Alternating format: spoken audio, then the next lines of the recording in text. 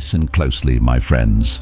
You can spend your entire life chasing the feeling that you are finally going to be happy, only to discover that every time you reach what you wanted, your mind immediately creates something else to chase. A better body, more money, more success, more attention, a different life, a different version of yourself. And somehow, after getting closer to everything you thought would make you happy, you still feel that quiet emptiness when the noise disappears. Maybe the problem isn't that your life isn't enough. Maybe you've trained your mind to believe that you are never enough. The Stoics understood something most people spend years trying to discover. Happiness becomes fragile when you place it somewhere outside yourself. If your peace depends on what you own, what you achieve, how people see you, or whether life follows your plans, then your happiness is always one unexpected event away from disappearing. Marcus Aurelius had power, status, wealth, and responsibility, yet his philosophy repeatedly brought him back to the same battlefield, the mind itself. Epictetus taught that freedom begins when we stop demanding that the world obey our desires. You cannot control everything that happens around you, but you can train yourself not to become miserable because of it. And the most powerful part is that becoming happier with yourself doesn't require some enormous transformation. Sometimes it begins with something incredibly small.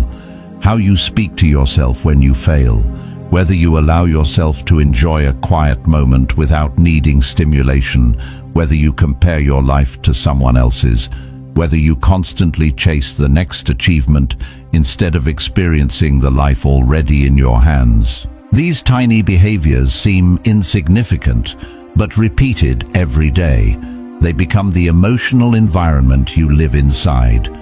Your mind eventually lives in the atmosphere you repeatedly create for it. Think about a person carrying a heavy stone everywhere they go, then spending years searching for a better road because the journey feels painful. They change cities, careers, relationships, routines, goals, and still feel the same weight. Eventually, they realize the road was never the only problem. They were carrying something they had never learned to put down. Many people live exactly like this. They keep changing their circumstances while carrying the same dissatisfaction, comparison, resentment, and self-rejection into every new chapter.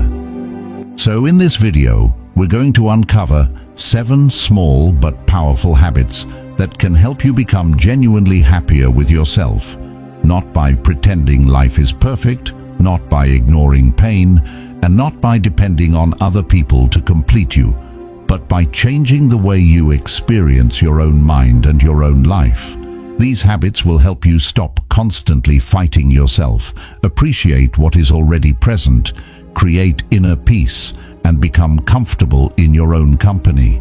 Because there is a difference between being alone and being at peace with yourself. There is a difference between wanting more from life and believing that what you have now has no value. There is a difference between improving yourself and secretly hating the person you are trying to improve.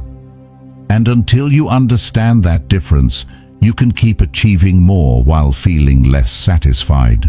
The goal is not to stop growing. The goal is to stop believing you must become someone else before you are allowed to feel good about being you. So stay until the end, because these 7 habits may look small, but practiced consistently, they can completely change the relationship you have with the person you spend your entire life with, yourself. Habit 1. Stop arguing with reality. One of the quietest ways to destroy your own happiness is to spend your days mentally fighting things that have already happened. You replay the conversation, you rewrite the decision. You imagine how life would look if that person had stayed, if that opportunity had worked, if your past had been different, if your body looked different, if your circumstances had changed sooner. And while your body is standing in the present, your mind keeps living inside a reality that no longer exists. You cannot build peace in a room where your mind is constantly fighting ghosts. This is where Stoicism becomes brutally practical. Epictetus understood the difference between what is within our control and what is not. The past is not waiting for your permission to become different. Other people's choices are not yours to command. Reality does not negotiate because you are unhappy with it. But your response to reality is still yours. The moment you stop demanding that reality becomes something it isn't, you recover the energy you were wasting fighting it. Acceptance is not weakness. Acceptance is the point where resistance ends and intelligent action begins. Imagine standing on the shore after a storm and shouting at the ocean because it destroyed something you loved. The ocean does not hear your anger. The waves do not reverse because you are devastated. You can spend the entire night screaming at the water, or you can look at what remains, gather the pieces, and decide what can be rebuilt. That is the difference between suffering and adding unnecessary suffering to your life. Pain may be unavoidable. The endless argument with reality is often optional. Marcus Aurelius faced circumstances that would have given most people endless reasons to complain. War surrounded him, people betrayed him, illness touched his world, responsibilities followed him constantly, and yet he repeatedly brought his attention back to the present task. He didn't need life to become gentle before he could become peaceful. He understood that his responsibility was not to redesign the universe according to his preferences. His responsibility was to govern his own mind within the universe he had been given. And this habit begins with a very simple question. Is this something I can change, or something I must learn to accept? Ask it when someone disappoints you. Ask it when an opportunity disappears. Ask it when you make a mistake. Ask it when your plans collapse. If the answer is that you can act, then act. If the answer is that you cannot change it, then stop spending your emotional energy demanding a different reality.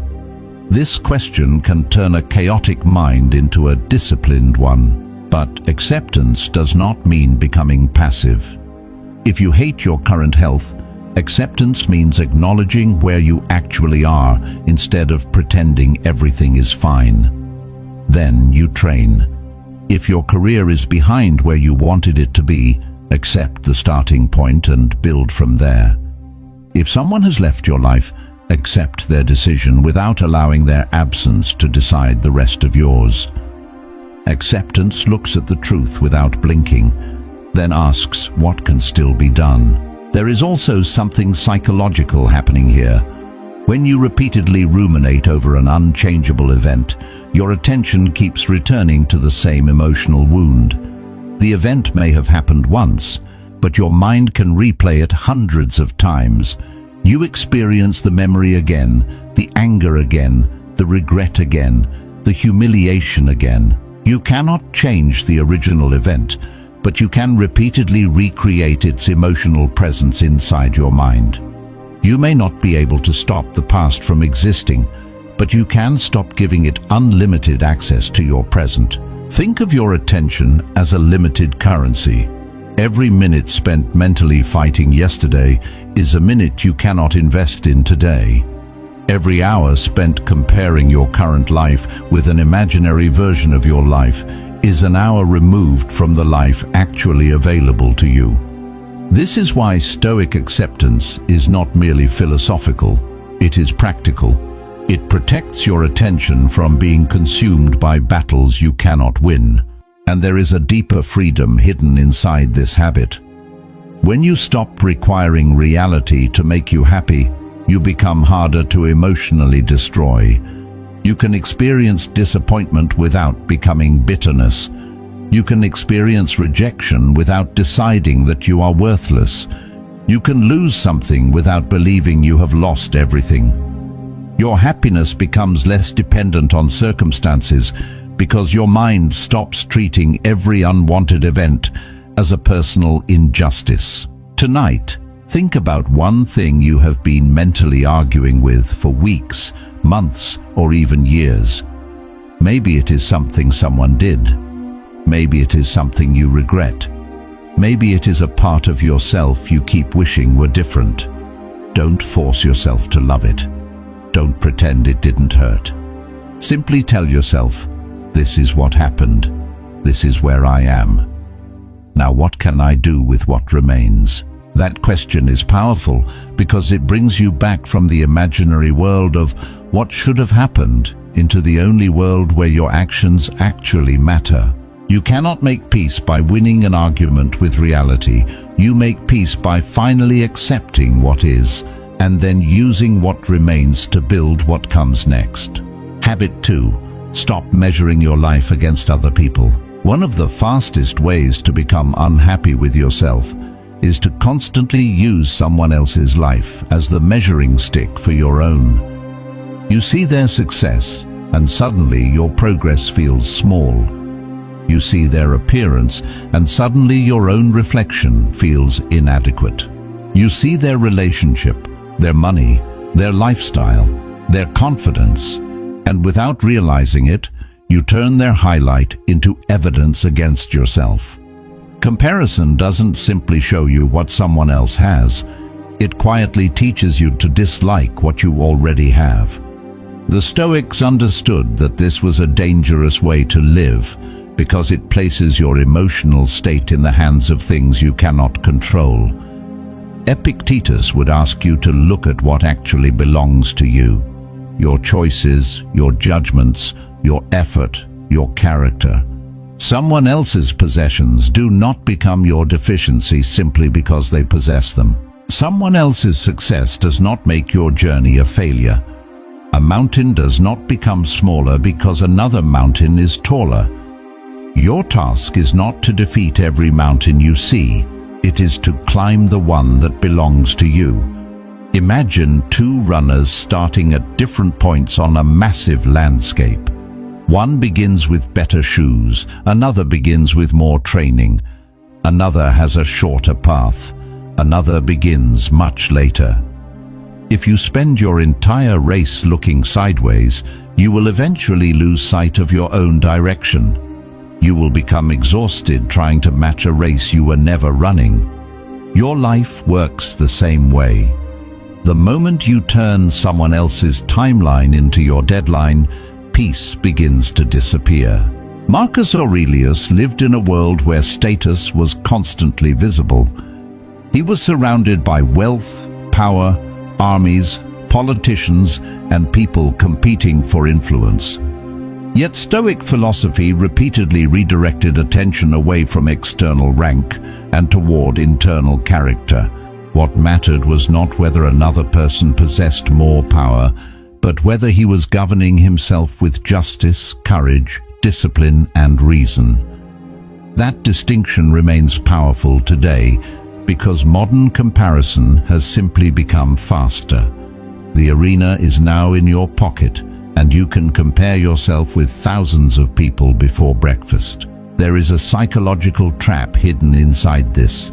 Your mind is naturally sensitive to social information because humans evolved within groups where status and belonging could affect survival. But modern life can turn that ancient mechanism into an endless competition. You see someone else's best moment without seeing their private struggle. You see the result without seeing the years behind it. You see the body without seeing the habits that created it. You see the wealth without seeing the risks, sacrifices, failures, or circumstances behind it. You are comparing your entire life to a carefully selected fragment of someone else's, and comparison becomes even more destructive when you compare your present self with someone else's final result. You look at the person who has mastered something after 10 years and judge yourself because you are struggling during your first year. You look at someone who built a successful career and feel behind because you haven't found your direction yet. But progress has a rhythm. A seed does not become a tree because you become impatient with the soil. Growth cannot be rushed simply because someone else's tree is already visible. This doesn't mean you should stop admiring successful people. Admiration can become instruction. Envy can become information. If someone possesses a quality you genuinely respect, ask yourself what behavior produced it. Instead of saying, "I wish I had their life," ask, "What can their life teach me about the person I want to become?" That one shift transforms comparison from poison into education. And there is something even deeper. Sometimes you are not jealous of the person. You are grieving the version of yourself you believe you should have become by now. You see someone moving forward, and it reminds you of your own unfinished ambitions. That pain can be useful if you interpret it correctly. Don't use it as proof that you are worthless. Use it as a signal that something inside you still matters. The discomfort may not be saying, "You are behind."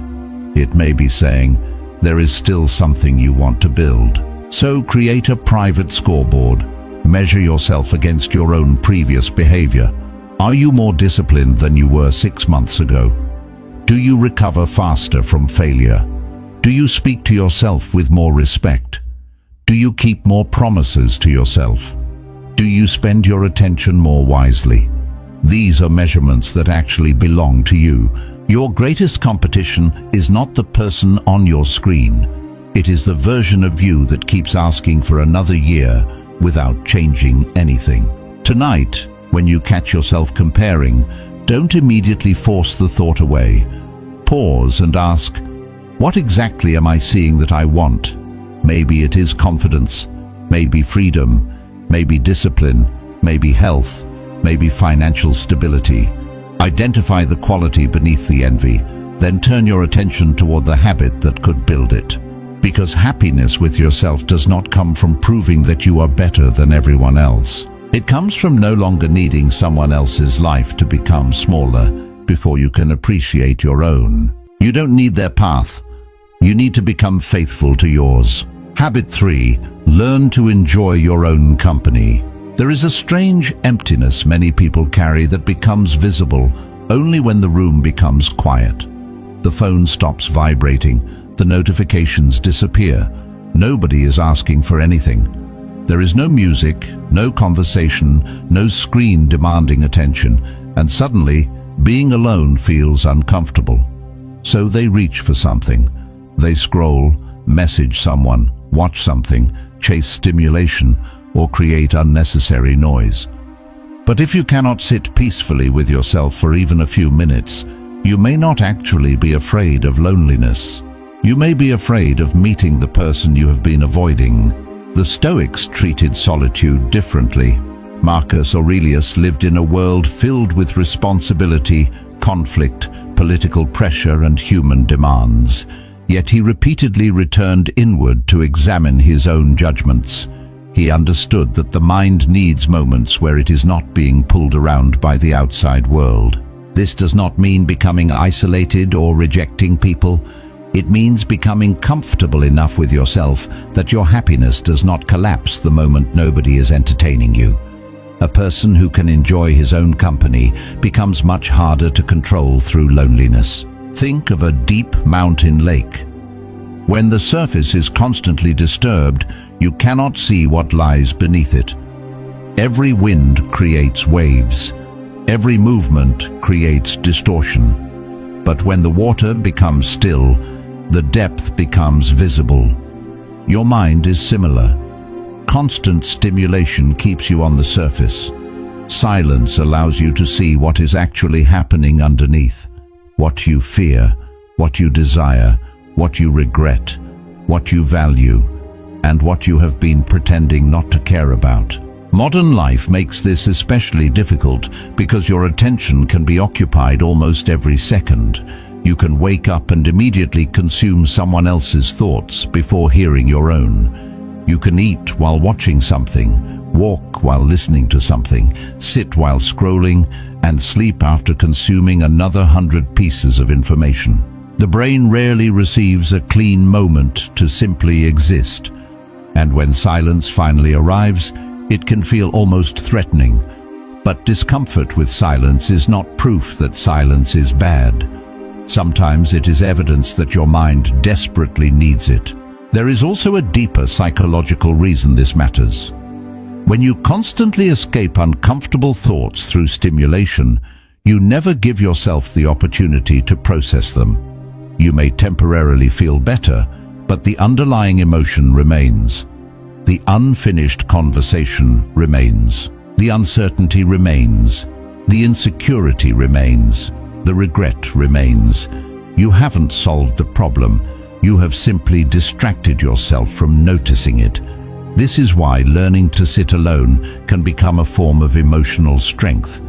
You stop running from every uncomfortable thought and begin learning which thoughts deserve your attention. Epictetus taught that our judgments about events shape our experience of them. Solitude gives you a rare opportunity to observe those judgments without immediately reacting to them. You can notice, "I'm feeling rejected." Then ask, "What story am I attaching to that feeling?"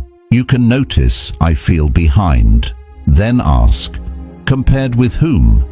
You can notice, "I'm afraid of the future." Then ask, "What part of that future is actually within my control?" Self-awareness begins when you stop automatically believing every thought your mind produces. Try something simple. Take 10 minutes each day with no phone, no music, no television, and no conversation. Sit somewhere quiet and let your mind settle. Don't force yourself to meditate perfectly. Don't try to manufacture happiness.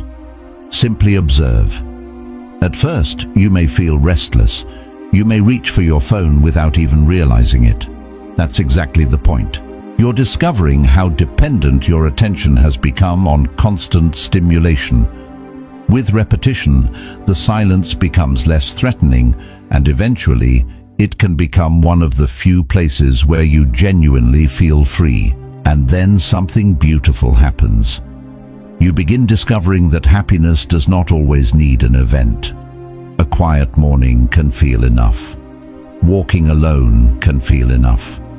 Drinking coffee while watching the world move can feel enough. Reading something meaningful can feel enough. Sitting with your own thoughts without needing to escape them can feel enough. You stop demanding that every moment entertain you before you allow yourself to enjoy it. This does not mean you should stop wanting relationships, friendship, love, achievement, or adventure. Human connection matters. The Stoics understood our social nature, but there is a difference between enjoying someone's presence and needing their presence to escape yourself. When you learn to enjoy your own company, relationships become choices rather than emotional life support.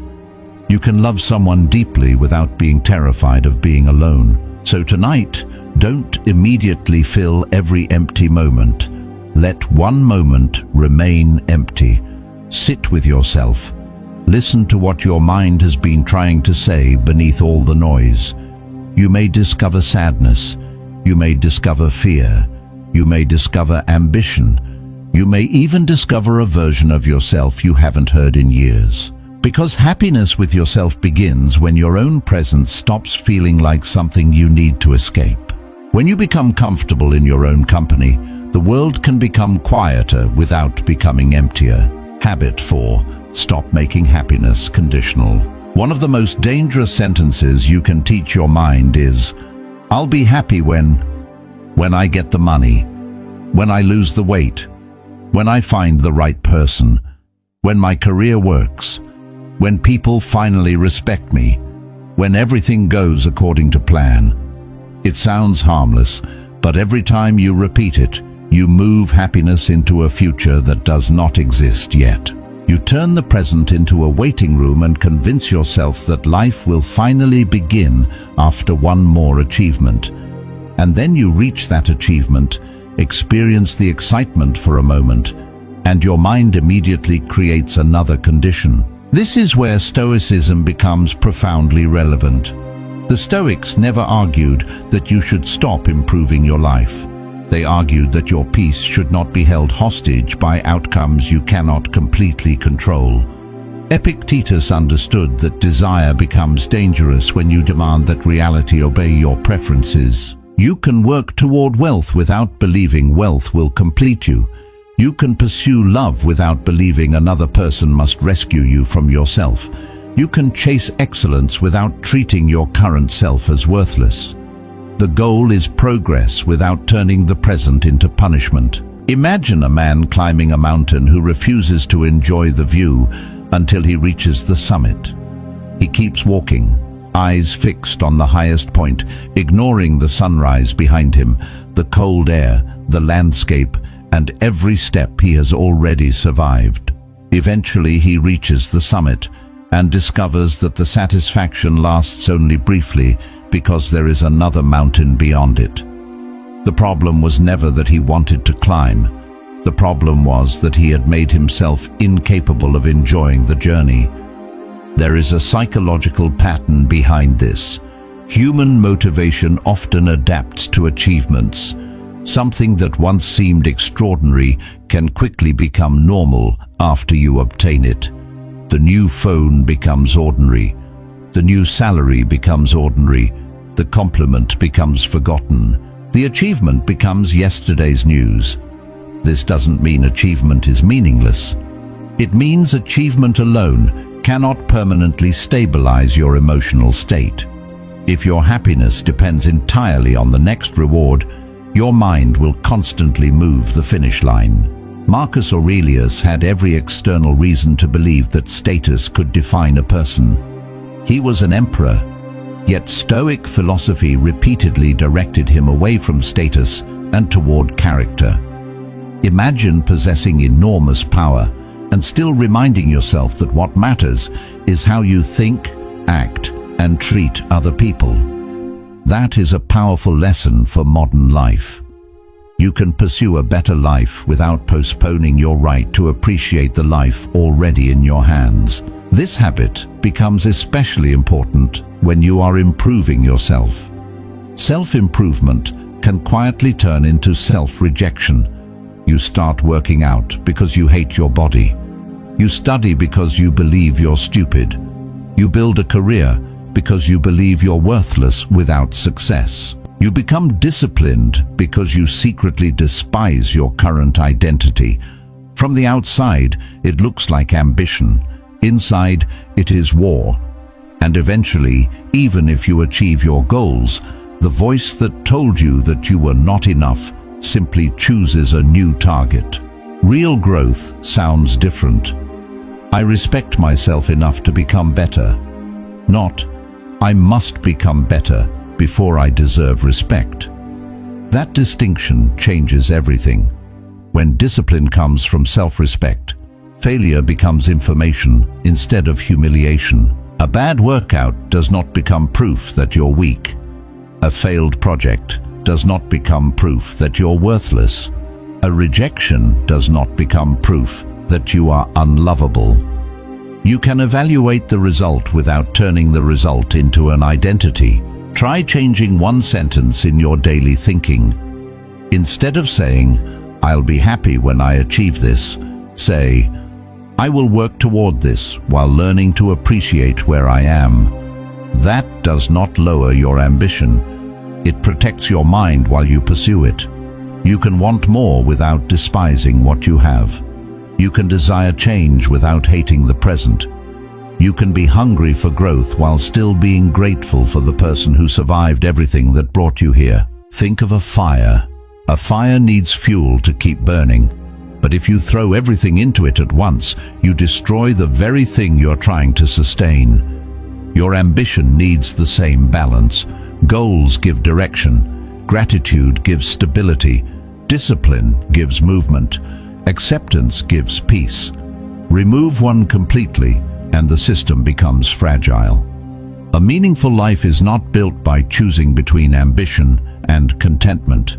It is built by learning how to hold both. So today, notice the conditions you have placed on your happiness. When I look better. When I make more money. When people understand me. When my life finally becomes easier. Question them. Ask yourself whether you are actually pursuing something meaningful or simply postponing your permission to feel alive. Because the future is never guaranteed to arrive in the exact form you imagine. And if you spend your entire life waiting for perfect conditions before allowing yourself to be happy, you may eventually discover that you were standing inside the life you once prayed for, but you were too busy waiting for the next one to notice. Improve your life. Chase meaningful goals, but don't postpone your peace until you reach them. Habit 5. Stop being at war with yourself. There is a kind of exhaustion that sleep cannot fix, because it comes from fighting yourself every day.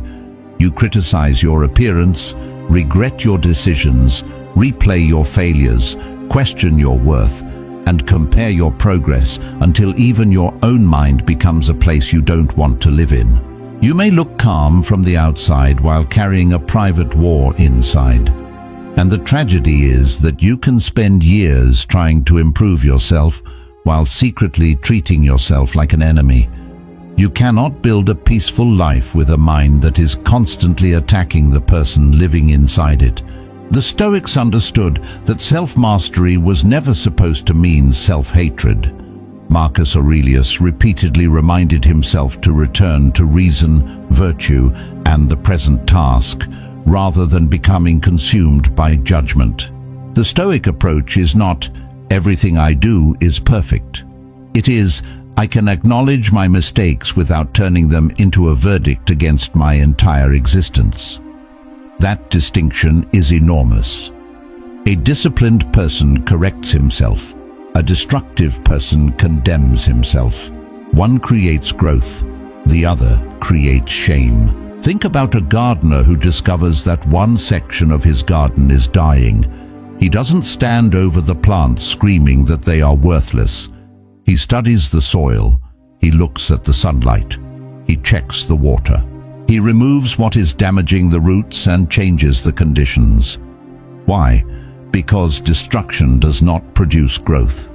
Your mind needs the same approach. When something in your life is not working, don't immediately say, I'm a failure. Ask, what is causing this, and what can I change? This is where the difference between guilt and shame becomes important. Guilt can say, I made a bad decision. Shame says, I am a bad person. Guilt can point toward correction. Shame attacks identity. If you fail at something, learn from the failure. If you hurt someone, take responsibility and repair what you can. If you wasted time, change the pattern.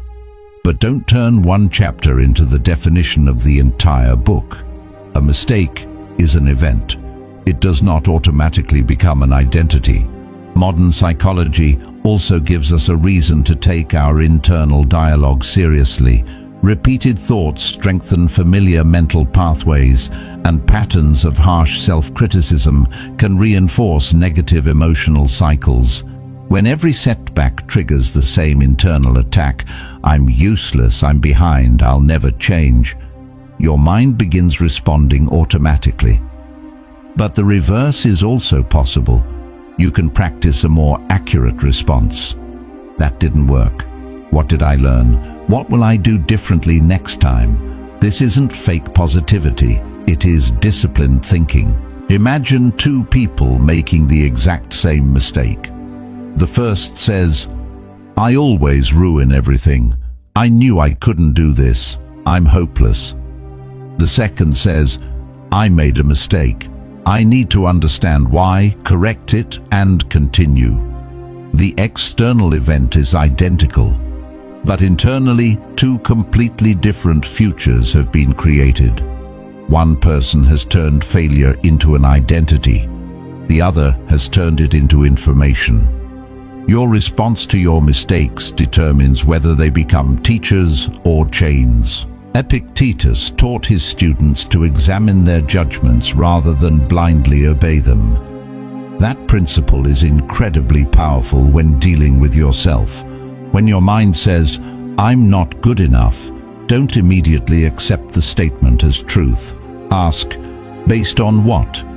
When it says, everyone is ahead of me, ask, everyone? When it says, I'll never change, ask, what evidence proves that? You don't have to believe every thought simply because it appeared inside your own head. A thought can be loud without being true. And this does not mean becoming soft with yourself. In fact, genuine self-respect often requires greater honesty. If you're wasting your time, admit it. If you're avoiding responsibility, admit it. If you're behaving badly, correct it. If you're addicted to comfort, confront it. But confront yourself like a wise teacher, not like an executioner. A teacher says, you are capable of better, so let's change this. An executioner says, you are worthless, so why even try? One demands growth because it believes in your potential. The other destroys the very person who needs to grow. Start practicing one small rule. Never insult yourself for information you could use for improvement. If your body is unhealthy, create better habits. If your discipline is weak, train it. If your relationships are damaged, examine your behavior. If your confidence is low, build evidence through action. Don't spend your energy proving that you're terrible. Spend it becoming better. Because there is a powerful paradox here. The more you genuinely respect yourself, the less you need to constantly prove your worth. You can hear criticism without collapsing. You can accept failure without becoming ashamed. You can admit ignorance without feeling small. You can celebrate another person's success without feeling threatened. When your worth is no longer something you have to defend every hour, your mind becomes quieter. So tonight, pay attention to the way you speak to yourself when nobody else can hear you. That voice may be shaping your happiness more than your circumstances ever could. If you wouldn't speak to someone you love the way you speak to yourself, ask why you have accepted that voice as normal. You do not need to become perfect to be at peace with yourself. You need to become honest enough to correct yourself, humble enough to learn, and compassionate enough to continue. Stop treating yourself like someone you need to escape from. Become someone you are willing to live with. Habit 6. Create small moments of joy. Most people are waiting for a big reason to be happy. They think happiness will arrive with a major achievement, a perfect relationship, a new house, a better body, or some future version of life where everything finally feels right. But while they wait for the extraordinary, they overlook the ordinary moments that are quietly keeping them alive. A warm morning, a peaceful walk, a good conversation, sunlight through a window, the feeling of finishing something you promised yourself you would do. Your life is not only made of the moments you celebrate, it is made of thousands of moments you barely notice. The Stoics understood the value of appreciating what is already present. Marcus Aurelius repeatedly reminded himself to pay attention to the immediate moment rather than becoming consumed by what might happen later. This was not passive gratitude. It was a form of mental discipline. When your attention is always racing toward the next achievement, you become blind to the life happening underneath your feet. You keep asking, what comes next, while forgetting to experience what is happening now. A mind that cannot appreciate a small moment will eventually discover that even a big moment cannot satisfy it for long. Think of a person walking through a forest while staring at a distant mountain. The mountain is beautiful, but because he is obsessed with reaching it, he never notices the flowers beside the path, the wind moving through the trees, or the sunlight touching the ground. He reaches the mountain exhausted and realizes something painful. The entire journey was filled with things he could have enjoyed. Happiness often works the same way. You can spend years staring at the destination and accidentally miss the life that was happening on the way there. There is also a psychological reason. Small positive experiences matter. Your brain is constantly learning what deserves attention. When you deliberately notice something pleasant, meaningful, or rewarding, you reinforce your ability to detect those experiences instead of allowing your attention to be dominated entirely by problems. This does not mean pretending negative things don't exist. It means refusing to train your attention to become a machine that only searches for what is wrong. What you repeatedly notice becomes part of the emotional landscape you live inside. And this is where a small daily habit becomes powerful.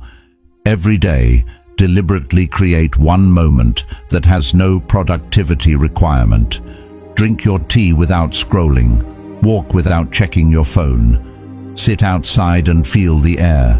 Read a few pages of something meaningful.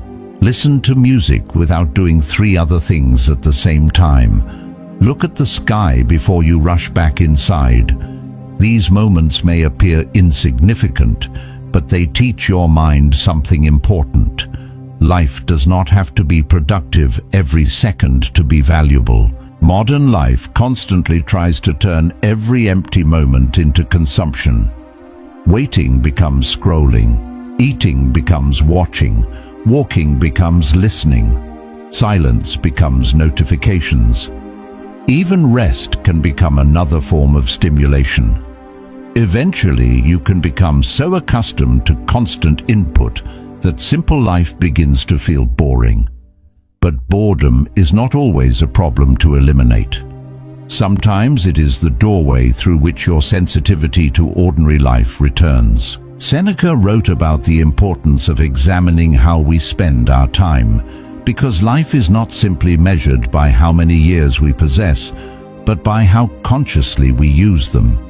Imagine realizing at the end of your life that you were present for thousands of sunsets, but experienced almost none of them because your mind was always somewhere else.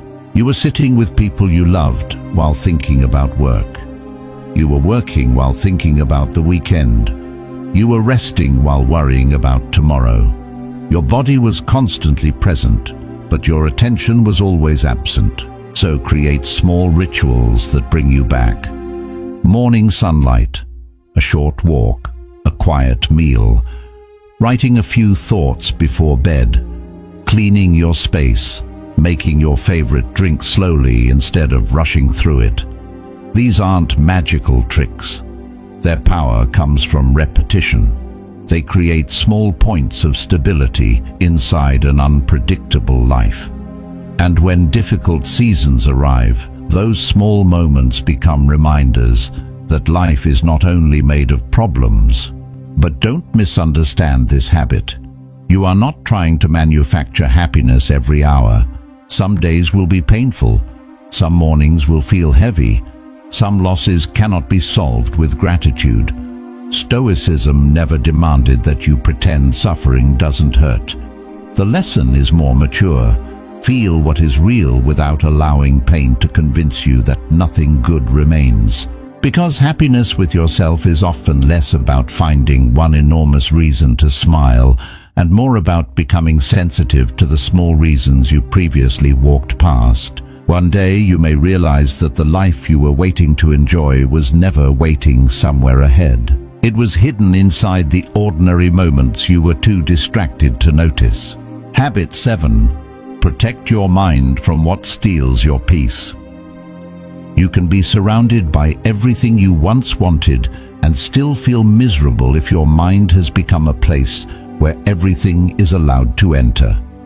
Every opinion, every criticism, every comparison, every notification, every argument, every person's judgment gets a room inside your head.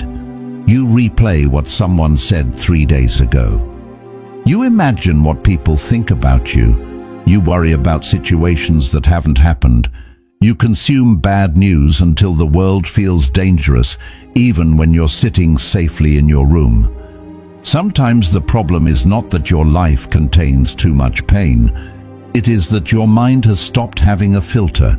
The Stoics understood that attention is one of the most valuable things a human being possesses. Marcus Aurelius constantly reminded himself to return his mind to what was actually in front of him instead of allowing external chaos to dictate his inner state. He could not control rumors, political conflict, other people's behavior, or the future of an empire, but he could decide what deserved his judgment and what did not. That is a lesson modern life desperately needs. Not everything that reaches your eyes deserves to reach your heart. Imagine your mind as a house with an open front door. Anyone can walk in. A stranger enters and leaves an insult on the table. Another person brings jealousy and drops it in the bedroom. Social media brings comparison and fills the walls with photographs of lives that don't belong to you. News brings fear and leaves it sitting beside your bed. By night, you wonder why you cannot feel peaceful. But the question is not only, why am I anxious? The deeper question is, who have I allowed to decorate my mind? This is where attention becomes a form of self-respect. Every piece of information you consume is asking your brain to spend something. Every argument you replay demands mental energy. Every comparison forces you to evaluate yourself against an artificial standard. Every unnecessary notification interrupts your attention and pulls you away from whatever you were doing. Your mind is not an infinite space. It has limits, and when you constantly fill it with noise, there is less room for reflection, gratitude, creativity, and genuine presence. There is also a psychological principle behind repeated exposure. What you repeatedly expose yourself to becomes familiar, and familiarity can shape what your brain expects and notices. If your daily environment is filled with outrage, comparison, negativity, and conflict, your attention can become increasingly tuned toward those signals. You may begin looking for threats even when none are present. But when you deliberately expose yourself to meaningful conversations, useful knowledge, nature, silence, exercise, reflection, and people who bring out your better qualities, you create a different mental environment. Your mind absorbs patterns from the world you repeatedly give it. This doesn't mean becoming ignorant of reality. Stoicism is not hiding from difficult information. Marcus Aurelius was responsible for an enormous empire. He could not simply ignore problems. The difference is that he tried to respond to what required action rather than emotionally consuming everything that demanded attention. There is a difference between being informed and being mentally possessed by information. You can know what is happening in the world without carrying the entire world inside your nervous system. And this habit becomes especially important when it comes to other people's opinions. Someone dislikes you, someone misunderstands you, someone criticizes you, someone doesn't invite you, someone thinks you're not good enough. You can spend hours trying to correct their perception, but you cannot control another person's mind. Epictetus would bring you back to the same battlefield, your judgments and actions. Ask yourself, is there something useful in this criticism? If there is, learn from it. If there isn't, let it pass. Think about a ship at sea. The ocean is constantly moving. Waves hit the hull. Wind changes direction. Storms appear without permission, but the captain doesn't scream at every wave. He studies the conditions, adjusts the sails, and keeps the destination in mind. Your mind needs the same discipline. The world will always produce noise. People will always have opinions. Life will always contain uncertainty. Peace does not come from creating a world without waves. It comes from becoming a better captain. So create boundaries around your attention. Turn off unnecessary notifications. Stop checking your phone every few minutes. Reduce content that consistently leaves you angry, insecure, or empty. Spend less time explaining yourself to people committed to misunderstanding you. Give yourself periods where nobody can reach you. And most importantly, learn to ask one question before giving something your emotional energy. Does this deserve a place in my mind? Not everything deserves an answer. Not every insult deserves a reaction. Not every trend deserves your attention. Not every person's opinion deserves your self-doubt. Not every problem belongs to you. Because when you protect your attention, you are not becoming disconnected from life. You are finally taking ownership of the part of life that has always belonged to you, your mind. And the quieter your mind becomes, the easier it becomes to hear something that was buried beneath all the noise. You were never missing happiness. You were often just too distracted to notice it. Maybe happiness was never something you needed to find. Maybe it was something you needed to stop running away from. You learned to accept reality, stop comparing your journey, enjoy your own company, protect your peace, appreciate small moments, and stop making your happiness dependent on some future version of yourself. The Stoics understood that life will never give you perfect conditions. There will always be something missing, something uncertain, something you wish were different. But you can still choose how you meet the life in front of you. You can want more without believing you are not enough. You can improve yourself without hating yourself. You can walk alone without feeling empty. So stop waiting for the perfect life before allowing yourself to feel alive. Look around you. Notice what is already here. Be grateful for what you have. Work patiently for what you want, and make peace with the things you cannot control. Because the person you keep trying to become deserves your effort. But the person you are today deserves your acceptance too. Be happy with yourself.